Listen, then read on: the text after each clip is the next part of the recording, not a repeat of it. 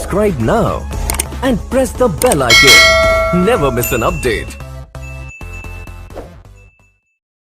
Crime and Punishment by Fyodor Dostoevsky. Part 1, Chapter 3. He waked up late next day after a broken sleep, but his sleep had not refreshed him. He waked up bilious, irritable, ill-tempered, and looked with hatred at his room. It was a tiny cupboard of a room about 6 paces in length. It had a poverty-stricken appearance with its dusty yellow paper peeling off the walls, and it was so low-pitched that a man of more than average height was ill at ease in it and felt every moment that he would knock his head against the ceiling. The furniture was in keeping with the room. There were 3 old chairs, rather rickety, a painted table in the corner on which lay a few manuscripts and books. The dust that lay thick upon them showed that they had been long untouched. A big clumsy sofa occupied almost the whole of one wall and half the floor space of the room. It was once covered with chintz, but was now in rags and served Raskolnikov as a bed. Often he went to sleep on it, as he was, without undressing, without sheets, wrapped in his old student's overcoat, with his head on one little pillow, under which he heaped up all the linen he had, clean and dirty, by way of a bolster. A little table stood in front of the sofa. It would have been difficult to sink to a lower ebb of disorder, but to Raskolnikov, in his present state of mind, this was positively agreeable. He had got completely away from everyone, like a tortoise in its shell, and even the sight of a servant girl who had to wait upon him and look sometimes into his room made him writhe with nervous irritation. He was in the condition that overtakes some monomaniacs entirely concentrated upon one thing. His landlady had, for the last fortnight, given up sending him in meals, and he had not yet thought of expostulating with her, though he went without his dinner. Nastasia, the cook and only servant, was rather pleased at the lodger's mood, and had entirely given up sweeping and doing his room. Only once a week or so she would stray into his room with a broom. She waked him up that day. "Get up! Why are you asleep?" she called to him. "It's past 9. I have brought you some tea. Will you have a cup? I should think you're fairly starving." Raskolnikov opened his eyes, started, and recognized Nastasia. "From the landlady, eh?" he asked slowly, and with a sickly face, sitting up on the sofa. "From the landlady, indeed." She set before him her own cracked teapot full of weak and stale tea, and laid 2 yellow lumps of sugar by the side of it. "Here, Nastasia, take it, please," he said, fumbling in his pocket, for he had slept in his clothes, and taking out a handful of coppers. "Run and buy me a loaf, and get me a little sausage, the cheapest at the pork butcher's." "The loaf I'll fetch you this very minute, but wouldn't you rather have some cabbage soup instead of sausage? It's capital soup, yesterday's. I saved it for you yesterday, but you came in late. It's fine soup." When the soup had been brought, and he had begun upon it, Nastasia sat down beside him on the sofa and began chatting. She was a country peasant woman, and a very talkative one. "Praskovya Pavlovna means to complain to the police about you," she said. He scowled. "To the police? What does she want?"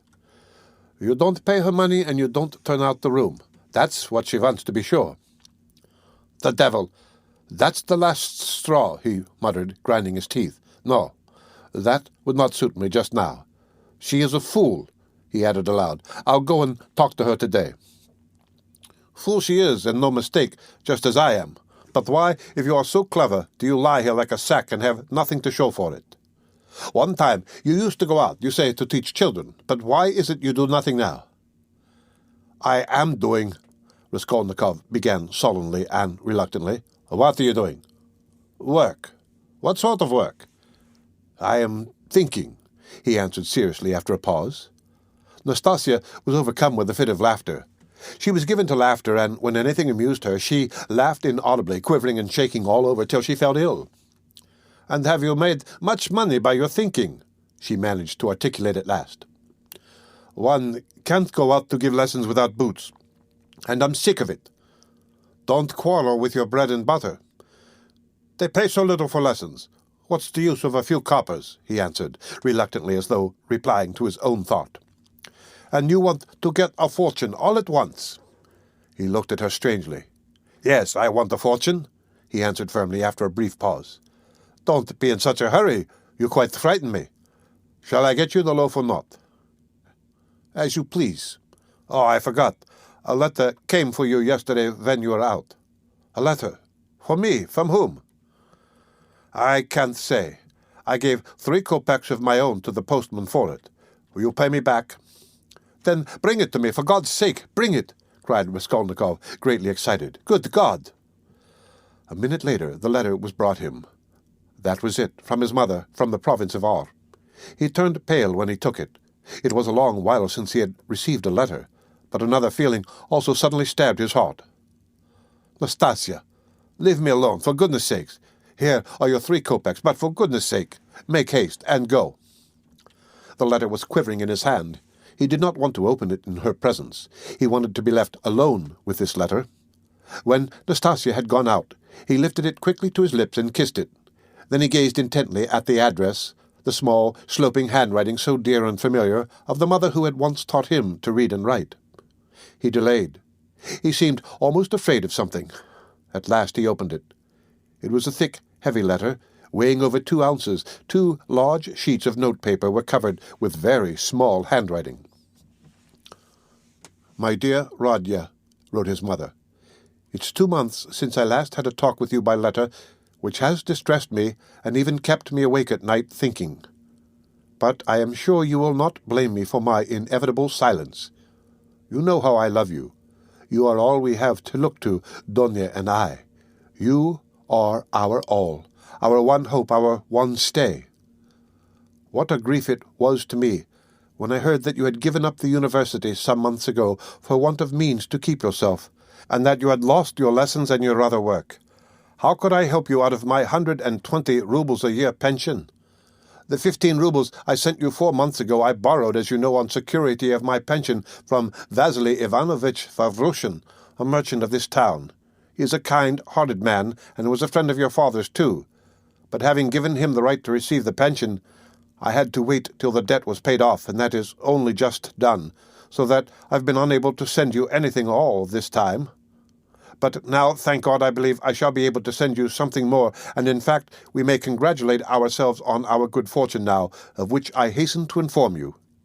In the first place, would you have guessed, dear Rodya, that your sister has been living with me for the last 6 weeks, and we shall not be separated in the future? Thank God her sufferings are over, but I will tell you everything in order so that you may know just how everything has happened and all that we have hitherto concealed from you. When you wrote to me 2 months ago that you had heard that Dunya had a great deal to put up with in the Svidrigaïlov's house, when you wrote that and asked me to tell you all about it, what could I write in answer to you? If I had written the whole truth to you, I dare say you would have thrown up everything and have come to us, even if you had to walk all the way. For I know your character and your feelings, and you would not let your sister be insulted. I was in despair myself, but what could I do? And besides, I did not know the whole truth myself then. What made it all so difficult was that Dunya received 100 rubles in advance when she took the place as governess in their family, on condition of part of her salary being deducted every month. And so it was impossible to throw up the situation without repaying the debt. This sum, now I can explain it all to you, my precious Rodya, she took chiefly in order to send you 60 rubles, which you needed so terribly then, and which you received from us last year. We deceived you then, writing that this money came from Dunya's savings, but that was not so, and now I tell you all about it because, thank God, things have suddenly changed for the better, and that you may know that Dunya loves you, and what a heart she has. At first, indeed, Mr. Svidrigaïlov treated her very rudely and used to make disrespectful and jeering remarks at table. But I don't want to go into all those painful details, so as not to worry you for nothing when it is now all over. In short, in spite of the kind and generous behavior of Marfa Petrovna, Mr. Svidrigaïlov's wife, and all the rest of the household, Dunya had a very hard time, especially when Mr. Svidrigaïlov relapsed into his old regimental habits and was under the influence of Bacchus. And how do you think it was all explained later on? Would you believe that the crazy fellow had conceived a passion for Dunya from the beginning, but had concealed it under a show of rudeness and contempt? Possibly he was ashamed and horrified himself at his own flighty hopes, considering his years and his being the father of a family, and that made him angry with Dunya, and possibly, too, he hoped by his rude and sneering behavior to hide the truth from others. but at last he lost all control and had the face to make Dunya an open and shameful proposal, promising her all sorts of inducements, and offering besides to throw up everything and take her to another estate of his or even abroad. You can imagine all she went through. To leave her situation at once was impossible, not only on account of the money debt, but also to spare the feelings of Marfa Petrovna, whose suspicions would have been aroused, and then Dunya would have been the cause of a rupture in the family, and it would have meant a terrible scandal for Dunya too. That would have been inevitable. There were various other reasons owing to which Dunya could not hope to escape from that awful house for another 6 weeks. You know Dunya, of course. You know how clever she is, and what a strong will she has. Dunya can endure a great deal, and even in the most difficult cases she has the fortitude to maintain her firmness. She did not even write to me about everything for fear of upsetting me, although we were constantly in communication. It all ended very unexpectedly. Marfa Petrovna accidentally overheard her husband imploring Dunya in the garden, and putting quite a wrong interpretation on the position, threw the blame upon her, believing her to be the cause of it all. An awful scene took place between them on the spot in the garden. Marfa Petrovna went so far as to strike Dunya, refused to hear anything, and was shouting at her for a whole hour, and then gave orders that Dunya should be packed off at once to me in a plain peasant's cart, into which they flung all her things, her linen and her clothes, all pell-mell, without folding it up and packing it. And a heavy shower of rain came on too, and Dunya, insulted and put to shame, had to drive with a peasant in an open cart all the 17 versts into town. Only think now, what answer could I have sent to the letter I received from you 2 months ago, and what could I have written? I was in despair. I dared not write to you the truth, because you would have been very unhappy, mortified, and indignant, and yet what could you do? You could only perhaps ruin yourself, and besides, Dunya would not allow it, and fill up my letter with trifles when my heart was so full of sorrow I could not. For a whole month the town was full of gossip about this scandal, and it came to such a pass that Dunya and I dared not even go to church on account of the contemptuous looks, whispers, and even remarks made aloud about us. All our acquaintances avoided us, nobody even bowed to us in the street, and I learnt that some shopmen and clerks were intending to insult us in a shameful way, smearing the gates of our house with pitch so that the landlord began to tell us we must leave. All this was set going by Marfa Petrovna, who managed to slander Dunya and throw dirt at her in every family. She knows everyone in the neighborhood, and that month she was continually coming into the town, and as she is rather talkative and fond of gossiping about her family affairs, and particularly of complaining to all and each of her husband, which is not at all right, so in a short time she had spread her story not only in the town, but over the whole surrounding district. It made me ill, but Dunya bore it better than I did, and if only you could have seen how she endured it all, and tried to comfort me, and cheer me up. She is an angel. But by God's mercy our sufferings were cut short. Mr. Svid Regrelov returned to his senses, and repented, and probably feeling sorry for Dunya, he laid before Marfa Petrovna a complete and unmistakable proof of Dunya's innocence in the form of a letter Dunya had been forced to write and give to him before Marfa Petrovna came upon them in the garden.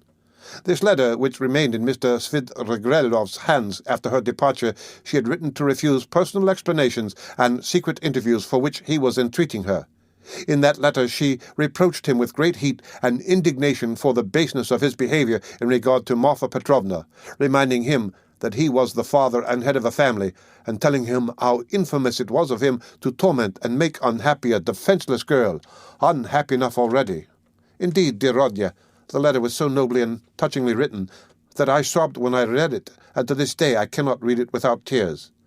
Moreover, the evidence of the servants, too, cleared Dunya's reputation. They had seen and known a great deal more than Mr. Svid Regrelov had himself supposed, as indeed is always the case with servants. Marfa Petrovna was completely taken aback, and again crushed as she said herself to us. But she was completely convinced of Dunya's innocence. The very next day, being Sunday, she went straight to the cathedral, knelt down and prayed with tears to Our Lady to give her strength to bear this new trial and to do her duty. Then she came straight from the cathedral to us, told us the whole story, wept bitterly, and, fully penitent, she embraced Dunya and besought her to forgive her. The same morning, without any delay, she went round to all the houses in the town and everywhere, shedding tears. She asserted in the most flattering terms Dunya's innocence and the nobility of her feelings and her behavior. What was more, she showed and read to everyone the letter in Dunya's own handwriting to Mr. Svidrigailov, and even allowed them to take copies of it, which I must say I think was superfluous. In this way, she was busy for several days in driving about the whole town, because some people had taken offense through precedence having been given to others, and therefore they had to take turns, so that in every house she was expected before she arrived, and everyone knew that on such a day Marfa Petrovna would be reading the letter in such and such a place, and people assembled for every reading of it, even many who had heard it several times already, both in their own houses and in other people's. In my opinion, a very great deal of all this was unnecessary, but that's Marfa Petrovna's character. Anyway, she succeeded in completely re-establishing Dunya's reputation, and the whole ignominy of this affair rested as an indelible disgrace upon her husband as the only person to blame, so that I really began to feel sorry for him. It was really treating the crazy fellow too harshly. Dunya was at once asked to give lessons in several families, but she refused. All of a sudden, everyone began to treat her with marked respect, and all this did much to bring about the event by which, one may say, our whole fortunes are now transformed. You must know, dear Rodya, that Dunya has a suitor, and that she has already consented to marry him. I hasten to tell you all about the matter, and though it has been arranged without asking your consent, I think you will not be aggrieved with me or with your sister on that account, for you will see that we could not wait and put off our decision till we heard from you. And you could not have judged all the facts without being on the spot. This was how it happened. He is already of the rank of a councillor, Pyotr Petrovich Luzin, and is distantly related to Marfa Petrovna, who has been very active in bringing the match about. It began with his expressing through her his desire to make our acquaintance. He was properly received, drank coffee with us, and the very next day he sent us a letter in which he very courteously made an offer and begged for a speedy and decided answer. He is a very busy man, and is in a great hurry to get to Petersburg, so that every moment is precious to him. At first, of course, we were greatly surprised, as it had all happened so quickly and unexpectedly. We thought and talked it over the whole day. He is a well-to-do man, to be depended upon. He has 2 posts in the government, and has already made his fortune. It is true that he is 45 years old, but he is of a fairly prepossessing appearance, and might still be thought attractive by women, and he is altogether a very respectable and presentable man. Only he seems a little morose and somewhat conceited. But possibly that may only be the impression he makes at first sight. And beware, dear Radya, when he comes to Petersburg, as he shortly will do, beware of judging him too hastily and severely as your way is, if there is anything you do not like in him at first sight. I give you this warning, although I feel sure that he will make a favorable impression upon you. Moreover, in order to understand any man, one must be deliberate and careful to avoid forming prejudices and mistaken ideas which are very difficult to correct and get over afterwards. And Pyotr Petrovich, judging by many indications, is a thoroughly estimable man. At his first visit, indeed, he told us that he was a practical man, but still he shares, as he expressed it, many of the convictions of our most rising generation, and he is an opponent of all prejudices. He said a good deal more, for he seems a little conceited and likes to be listened to, but this is scarcely a vice. I, of course, understood very little of it, but Dunya explained to me that, though he is not a man of great education, he is clever and seems to be good-natured. You know your sister's character, Radya. She is a resolute, sensible, patient, and generous girl, but she has a passionate heart, as I know very well. Of course, there is no great love either on his side or on hers, but Dunya is a clever girl, and has the heart of an angel, and will make it her duty to make her husband happy, who on his side will make her happiness his care. Of that we have no good reason to doubt, though it must be admitted the matter has been arranged in great haste. Besides, he is a man of great prudence, and he will see, to be sure of himself, that his own happiness will be the more secure the happier Dunya is with him. And as for some defects of character, for some habits, and even certain differences of opinion, which indeed are inevitable even in the happiest marriages, Dunya has said that, as regards all that, she relies on herself, that there is nothing to be uneasy about, and that she is ready to put up with a great deal if only their future relationship can be an honorable and straightforward one. He struck me, for instance, at first as rather abrupt, but that may well come from his being an outspoken man, and that is no doubt how it is. For instance, at his second visit, after he had received Dunya's consent, in the course of conversation, he declared that, before making Dunya's acquaintance, he had made up his mind to marry a girl of good reputation, without dowry, and above all, one who had experienced poverty, because, as he explained, a man ought not to be indebted to his wife, but that it is better for a wife to look upon her husband as her benefactor. I must add that he expressed it more nicely and politely than I have done, for I have forgotten his actual phrases and only remember the meaning. And besides, it was obviously not said of design, but slipped out in the heat of conversation, so that he tried afterwards to correct himself and smooth it over. But all the same, it did strike me as somewhat rude, and I said so afterwards to Dunya. But Dunya was vexed and answered that words are not deeds, and that, of course, is perfectly true. Dunya did not sleep all night before she made up her mind, and thinking that I was asleep, she got out of bed and was walking up and down the room all night. At last she knelt down before the icon and prayed long and fervently, and in the morning she told me that she had decided.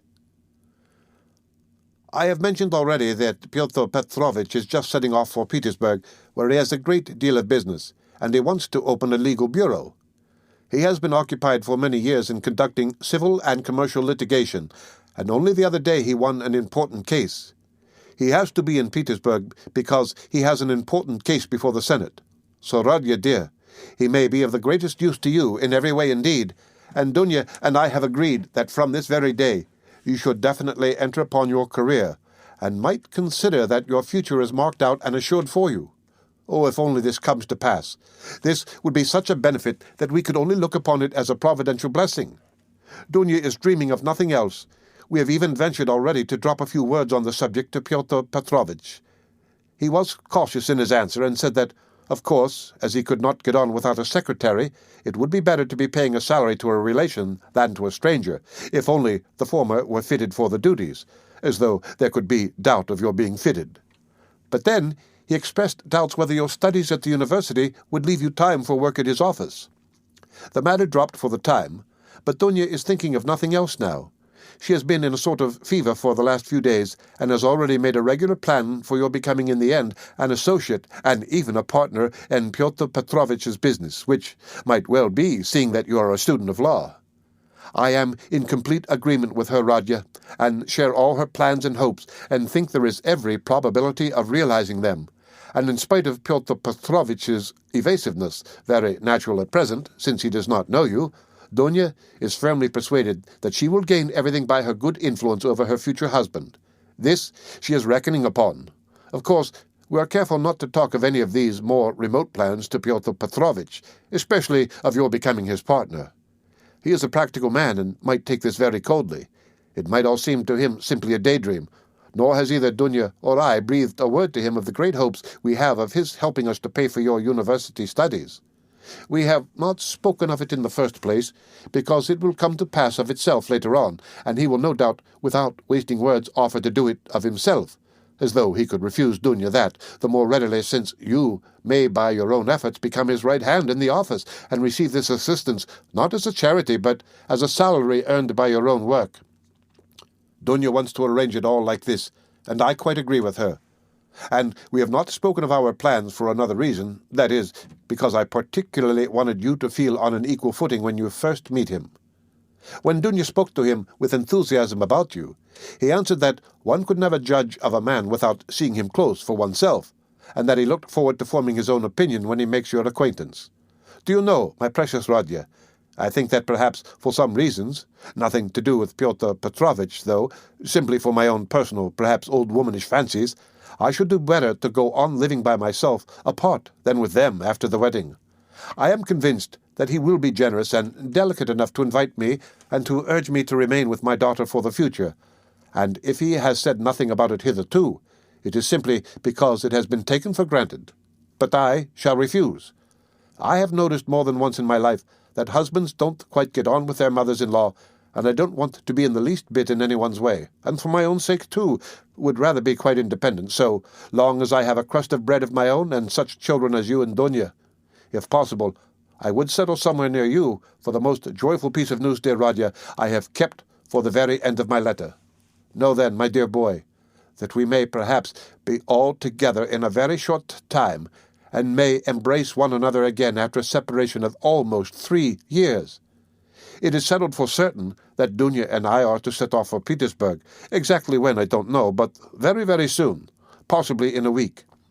It all depends on Pyotr Petrovitch, who will let us know when he has had time to look round him in Petersburg. To suit his own arrangements, he is anxious to have the ceremony as soon as possible, even before the Feast of Our Lady, if it could be managed, or if that is too soon, to be ready immediately after. Oh, with what happiness I shall press you to my heart. Dunya is all excitement at the joyful thought of seeing you. She said one day in joke that she would be ready to marry Pyotr Petrovitch for that alone. She is an angel. She is not writing anything to you now, and has only told me to write that she has so much to tell you, that she is not going to take up her pen now, for a few lines would tell you nothing, and it would only mean upsetting herself. She bids me send you her love and innumerable kisses, but, although we shall be meeting so soon, perhaps I shall send you as much money as I can in a day or two. Now that everyone has heard that Dunya is to marry Pyotr Petrovitch, my credit has suddenly improved, and I know that Afanasy Ivanovitch will trust me now even to 75 rubles on the security of my pension, so that perhaps I shall be able to send you 25 or even 30 rubles. I would send you more, but I am uneasy about our travelling expenses, for though Pyotr Petrovitch has been so kind as to undertake part of the expenses of the journey, that is to say, he has taken upon himself the conveyance of our bags and big trunk, which will be conveyed through some acquaintances of his, we must reckon upon some expense on our arrival in Petersburg, where we can't be left without a halfpenny, at least for the first few days.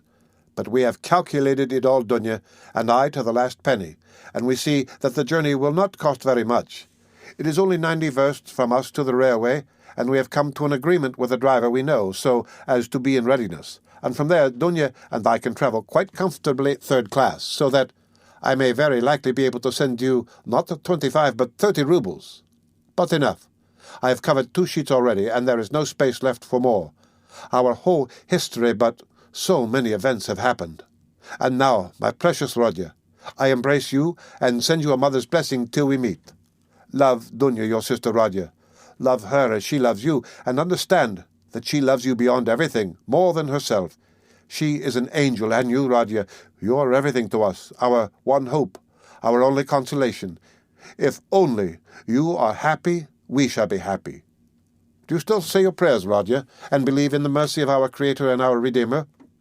I am afraid in my heart that you may have been visited by the new spirit of infidelity that is abroad today. If it is so, I pray for you.